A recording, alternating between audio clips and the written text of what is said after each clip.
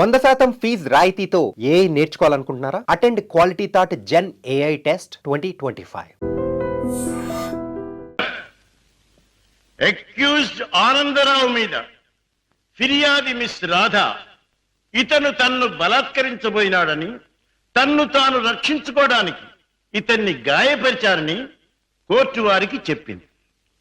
కానీ అది అబద్ధమని కోర్టు వారికి మనవి చేస్తూ ఆనందరావు ద్వారా అసలు నిజాన్ని కోర్టు వారికి తెలియజేయడానికి ప్రయత్నిస్తాను. Yes, you can proceed. Thank you sir. Mister Anandarao, ఫిర్యాది మిస్ రాధ మీకు తెలుసా? తెలుసు. ఎలా తెలుసు? ఆమె నా సెక్రటరీగా పనిచేస్తుంది. ఓహో, సెక్రటరీగా పనిచేస్తూ ఆమె తన అందచందాలతో అడుగడుగునా మిమ్మల్ని ఆకర్షింపజేయాలని ప్రయత్నించింది కదూ? అవును. Objection, Your Honor. That is a leading question. Objection sustained. Yes, proceed. Mister Anandarao, 16వ తారీఖున ఏం జరిగిందో వివరంగా చెప్పండి. ఆ రోజు నా భార్య ఊళ్ళో లేదు. నా స్నేహితుడికి రైల్వే స్టేషన్ లో సెండ్ ఆఫ్ ఇచ్చి ఇంటికి వచ్చాను. హాల్లోకి వచ్చి లైట్ స్విచ్ వేసిన నాకు రాత కనిపించింది. ఏమిటి ఇలా వచ్చావన్నాను. తన కోరిక తీర్చకపోతే, తను చెప్పినట్టు వినకపోతే తనను నేను బలాత్కారం చేసినట్టు అరిచి అల్లరి చేస్తానంది. ఛీ, నీకు సిగ్గు లేదా? బయటికి నడువన్నాను. అంతే, తన చేతిలో ఉన్న కత్తితో నన్ను పొడిచి అరిచి అల్లరి పెట్టింది. That's all, your honour. Your Honor, let me examine the accused. Yes, proceed.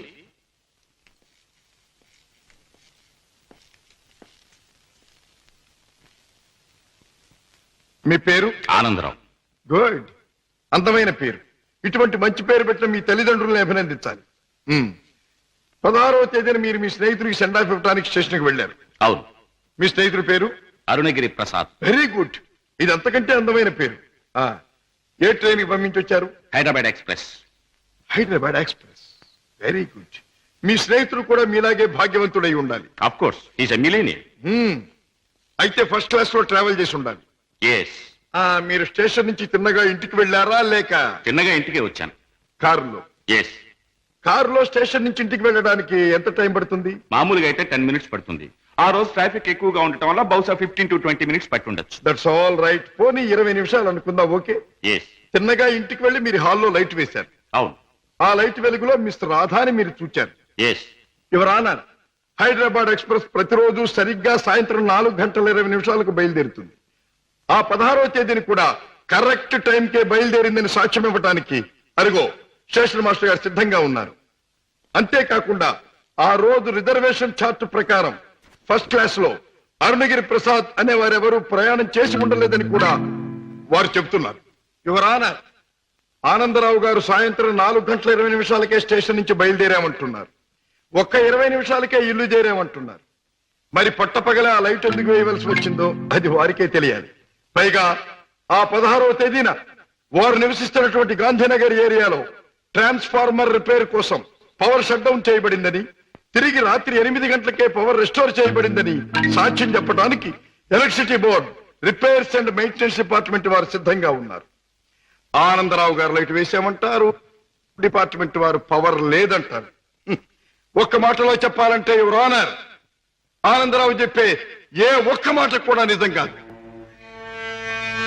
అరిటాకు వెళ్లి ముళ్ళు మీద పడ్డా, ముళ్ళు వెళ్లి అరిటాకు మీద పడ్డా జరిగే నష్టం అరిటాకుకి. ఆ అరిటాకు లాంటిదే ఆడదాని జీవితం. ఎన్ని అవమానాలైనా భరిస్తుంది గాని ధైర్యం చేసి కోర్టుకెక్కి అల్లరిపాలు కాదు. ఆనందరావు లాంటి ఎందరో శ్రీమంతుల హీన కృత్యాలకు బలైన ఎందరో అబల ప్రతినిధిగా ఈనాడు ధైర్యం చేసి కోర్టుకొచ్చిన నా క్లయింట్ మిస్ రాధాదేవిని అభినందించక తప్పదు. ఈ ఆనందరావు లాంటి చెడు పురుగుల్ని కోర్టు వారు కఠినంగా శిక్షించాలి. ఆనందరావు మీద మిస్ రాధ తెచ్చిన అభియోగం అబద్ధమని నిరూపించడానికి ఆనందరావు చెప్పినదంతా కల్పనగా నిరూపించడమైనది కనుక ఆనందరావుని నేరస్తుడిగా ఎంచి ఐపీసీ 354 సెక్షన్ క్రింద 3 నెలల జైలు శిక్ష, 2000 రూపాయల జరిమానా విధించడమైనది. సక్సెస్, మనకి గ్రాండ్ సక్సెస్. నిజంగానా? I'm very happy.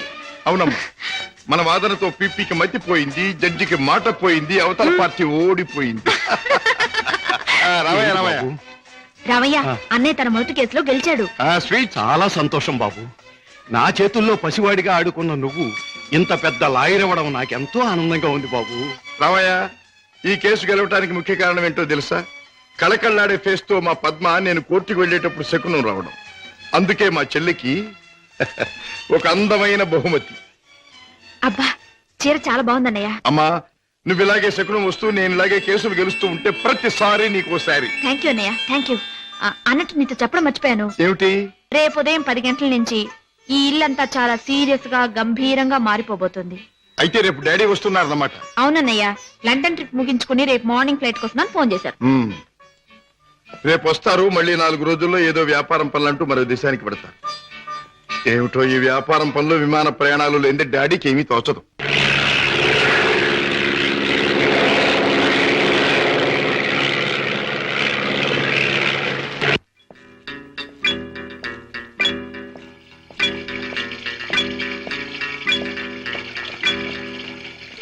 డాడ్, ప్రయాణం బాగా జరిగిందా?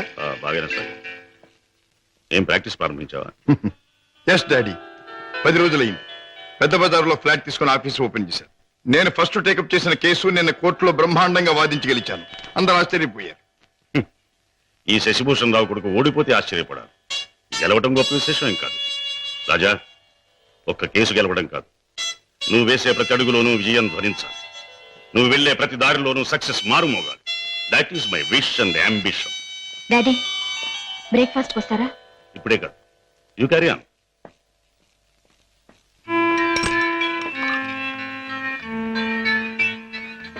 రామయ్య, ఏమిటి పెద్ద అయ్యారు? ఇదిగో నీకు 100 రూపాయల బహుమానం. నీ ఇష్టం వచ్చిన ఖర్చు పెట్టుకో. అయ్యగారు, నేను ఇప్పుడు ఆనందంతో పొంగిపోతున్నానయ్యా. ఎందుకో తెలుసా, నా కొడుకు తన మొదటి కేసు గెలిచి తన ప్రతిభ నిరూపించుకున్నాడు. I'm very proud of him. కూటి కోసం కోటి విద్యలు. ఏ వ్యాపారం తలపెట్టినా కళ్ళ ముందు కటకటాలు కనిపిస్తున్నాయి. ఈ దొంగరాముడు బ్రతికించేనా? బాబాయ్, డ్యూటీ టైం అయింది. తొందరగా బయలుదేరకపోతే గిరాకీలు తగలవు. తొందర పడకమ్మా. జనాన్ని మోసం చేయడానికి మనం ఒక కొత్త వ్యాపారం కనిపెట్టాంగా. ఉండు మరి. ఇదిగో ఈ గుమ్మడికాయ. అదైతే 10 నెలల కడుపులో ఉంటుంది. ఓహో, అది సరే. ఇది అదే ఓకే. త్వరగా రా.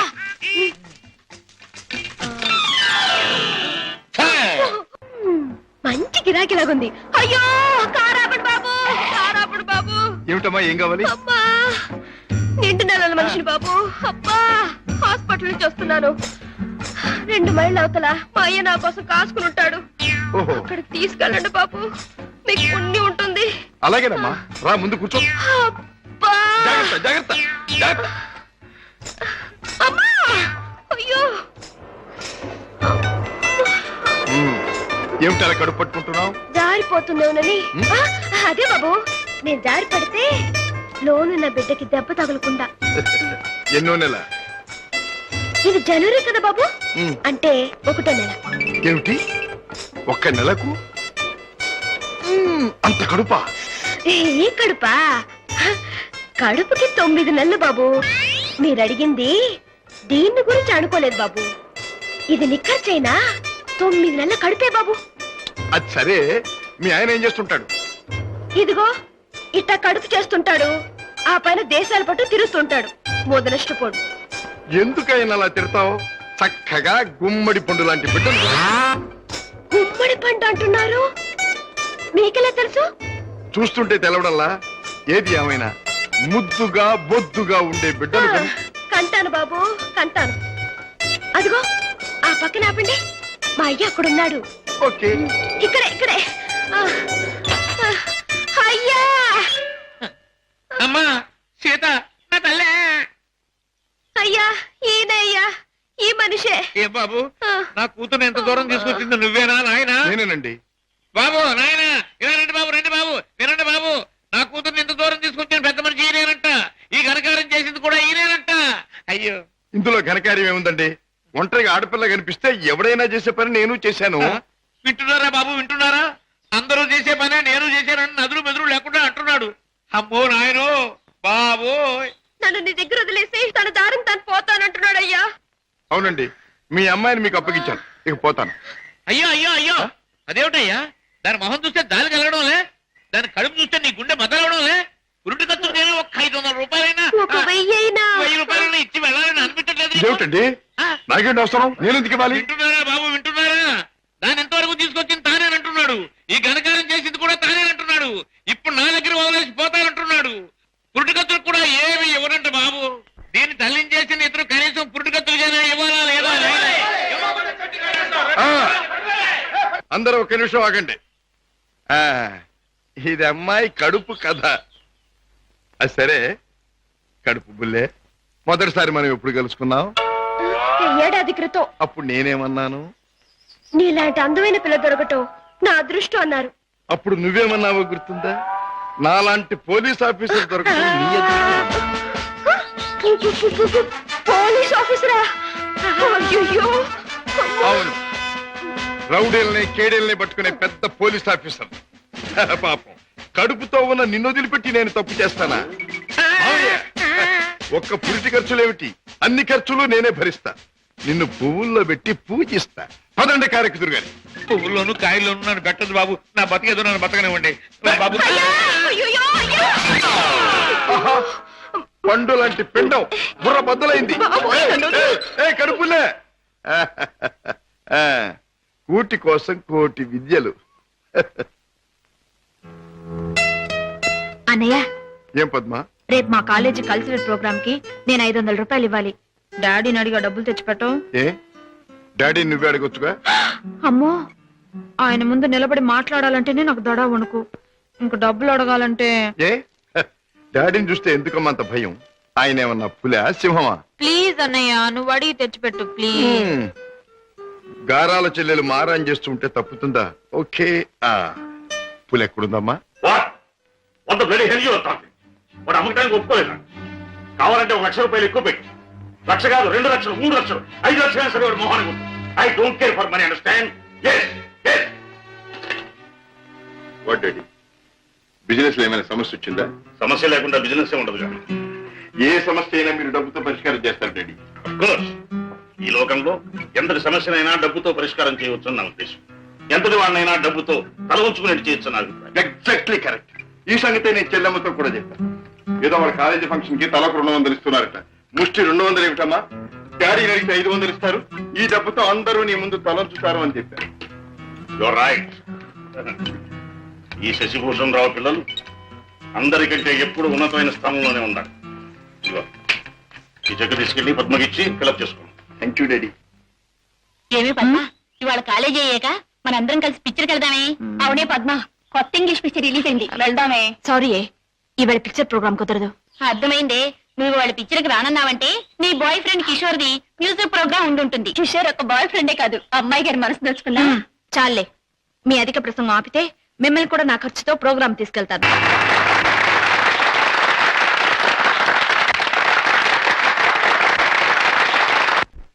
కిషోర్, నేను ఈ పాట విన్నప్పుడల్లా నన్ను నేను మర్చిపోయి కళల్లో తేలిపోతూ ఉంటాను. నేను నీ మాట వింటేనే చాలు, కళల్లోనూ క్లౌడ్స్ లోను తేలిపోతూ ఉంటాను. కానీ లక్షాధికారి కూతురుగా నువ్వెక్కడ, ఒక మామూలు పాటగా నేనెక్కడ? ఆ ఆలోచన రాగానే తేలిపోవడం మానేసి నేల మీద ఫట్టని పడిపోతుంటాను. కిషోర్, నీకెన్నిసార్లు చెప్పాను, మన ప్రేమకి ఆస్తులు అంతస్తులు అడ్డం. అయితే ఇంకా ఆలస్యం దేనికి? వెంటనే నీ మెళ్ళో ఆ 3 ముళ్ళు వేసేసి ఆ తరువాత ఆగండి అబ్బాయి గారు, దేనికైనా టైం రావాలి. అదేమిటి పైకి చూసి అన్నం పెడుతున్నాం? మనకు ముసల్దానం వచ్చేలోగా ఆ టైంను త్వరగా రప్పించమని దేవుని ప్రార్థిస్తున్నాను.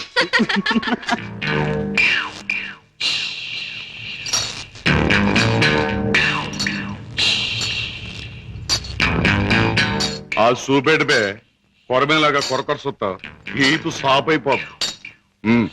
పెద్దయ్య గారు ఇంట్లో ఉన్నారా? ఉన్నారు, చెప్పొస్తాను. నువ్వు చెప్పొచ్చినాక నేను ఉండాలా? ఈ రౌడీ నాగులు కోపం వచ్చిందంటే స్పేగులు తోడేయగలడు.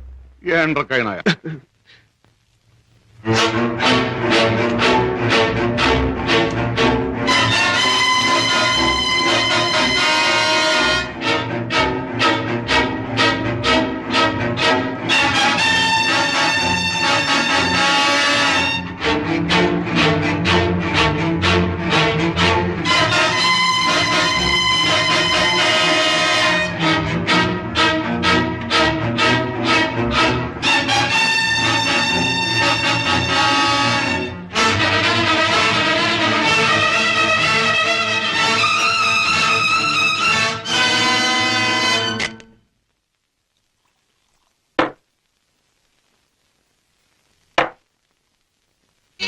ఏమిటో సీత, ఈ మధ్య ఈ దొంగరాముడి పరిస్థితి ఏమీ బాగుండట్లేదు.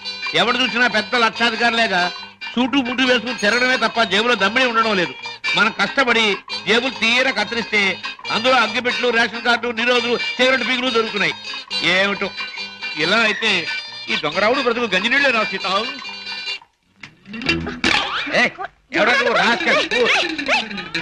బాబాయ్ అరే, వాడి పర్సు నువ్వు కొట్టేసావా? ఇదిగో డబ్బు. ఓహో, నీ దొంగరాముడు మించిపోయిన దొంగ చేతే చేత నువ్వు. ఇటు పక్క ఒక జేబు దొంగ పరిగెట్టుకొచ్చాడు, చూసారా? చూడు నాయనా, పోలీసులకు ఎర్రటోపీ కాకి డ్రెస్ ఉన్నట్టు జేబు దొంగకంటూ ప్రత్యేకంగా ఓ డ్రెస్ ఉండదు. ఆనవారు పడ్డాను. నాకు ఎదురు సమాధానం చెప్పొద్దు, నాకు ఏడుపు వచ్చేస్తుంది. ఆ పరిగెట్టుకొచ్చినాడు ఎటు వెళ్ళాడు? అటు పక్క పారిపోయాడు. ఇటు పక్క నాకు ఏడుపు వచ్చేస్తుంది. బాబాయ్.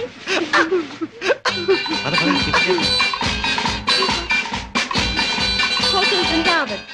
ఇక్కడ చికెన్ బిర్యానీ చాలా బాగుంటుంది. వదలండి బాబు, కావాలంటే తిన్నది ఆగండి, ఆగండి. ఏమిటి, ఏం జరిగింది? మీ హోటల్కి వచ్చిన వాళ్ళు ఎలా ఊపుతారా? ఊపడం కాదు నా అర్థం కదయ్యా. హోటల్లో తిని బిల్లే కొట్టిన వాళ్ళు ఈ మురుక్కారులో పారేస్తారు. అయ్యో బాబా. పాపం ఏమిటి చేత? బిల్లు కొట్టే వాళ్ళని మురుక్కారులో కాదు, సముద్రంలో పారేయండి. అవును. ఇదిగో నేను 1 2 3 చెప్తాను, వీళ్ళు అందులో పడేయండి. Come on, come on, come on, come on. 1 2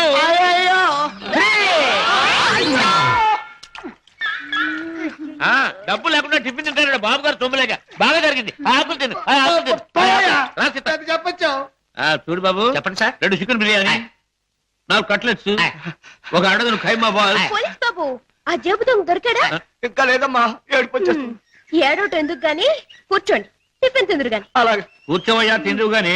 రోజు 10 మందికి పెడితేనే కానీ మాకు తిండి సహించదు. చూడు, నీకు చికెన్ బిర్యానీ కావాలా, ఖైమా బాల్స్ కావాలా, కట్లెట్స్ కావాలా? తింటా సార్. అన్నీ తింటా. నన్ను తింటావని అమ్మగారు బాగా పట్టరావా?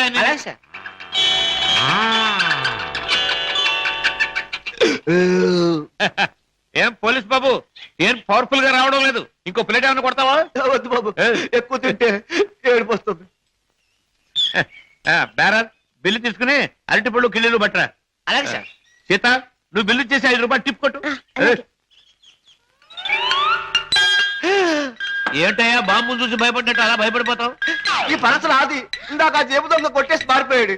ఆహా, దేవుడు దయామయుడు, నాకు అప్పచెప్పాడు. ఆహా, ఇప్పుడు నాకు నిజంగా నవ్వు వస్తుంది. నాకు ఏడుపు వస్తుందయ్యా. వస్తా వస్తా.